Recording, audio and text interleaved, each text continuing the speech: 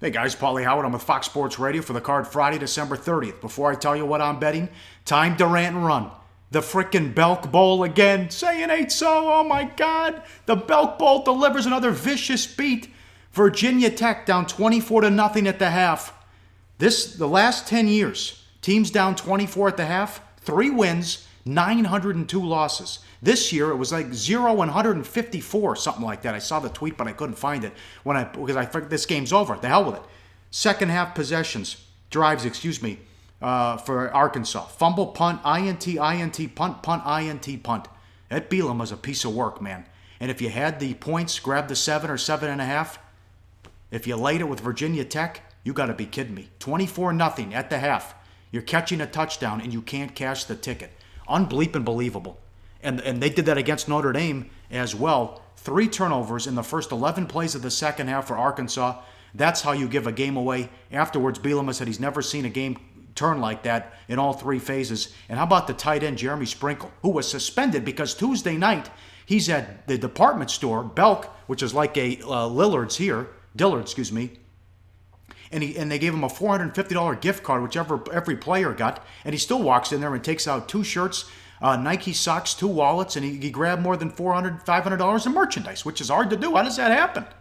You get this guy, he's number 6 ranked tight end on McShay's big board. What is this buffoon doing? Holy Christ. Now, with that game, the Dogs are now 18-7. Well, with what happened yesterday, the Dogs are 18-7 in the Bowls, and teams favored by more than 7.5 are now 1-10 ATS. We'll call Virginia Tech 7 in that one. But South Florida, how about that game? That under was pounded down to 58.5. Wind was blowing, didn't matter. Teams going up and down the field. Who was the better team? South Carolina fumbled twice at the 1-yard line. They lose in overtime. South Florida wins. They don't get the cover. And how about Colorado favored against Oklahoma State? Again, full marks to Dave Malinsky, who wondered about the Pac-12. You really want to go to the window and take Washington now after what you've seen early on? And I know every game's just different and all, but Washington State awful in a no-show against Minnesota, and Colorado playing for the Pac-12 title game a couple weeks ago. They're laying 3 against Oklahoma State. They lose 38-8 and a garbage touchdown to get them on the board with 5 minutes left. Horror show there. Horror show for Colorado. And we knew the SEC stunk going in. It's Alabama and the 13 Dwarfs. So it's just Alabama and everybody else. But what's the SEC now? 1-5? And the win was Mississippi State. A blocked field goal and blocked extra point to beat 6-6 Miami of Ohio. Conference is garbage. Okay? But we still see a ton of Washington and under money on that game. How about Toronto losing in Phoenix last night? How about that? I guess they were gassed. Didn't have anything in the tank. Big favorites. 9.5, 10 on the road against Phoenix. They lose. And bad for the books. Celtics rallied down 20 in the second half. Down 17 in the fourth quarter. And depends where you shopped and got that one. But just about everyone, that game bounced around 6 all day. Everyone should have won or pushed in that one. But a great rally by the Celtics when it looked like it was over. And how about the Jazz? The 76ers don't get the money. That was bet up to 14.5. The Sixers led by 4 in the fourth quarter. They went 4 of 23 shooting and 0 of 10 from inside the restricted area in the fourth quarter. Unbelievable. All right, time to tell you what I'm betting.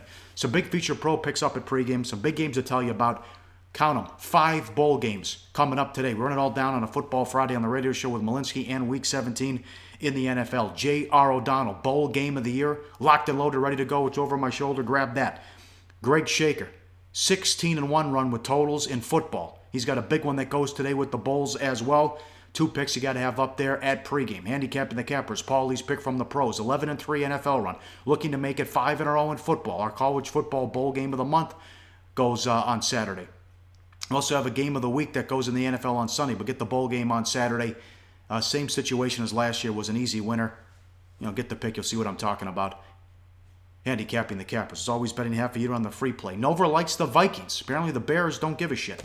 Some interesting quotes coming out of Chicago. Read Nova's full write-up and analysis and all the free picks up at pregame.com. I've ranted, now I'm going to run. Good luck out there. We'll talk to you Saturday on pregame.com.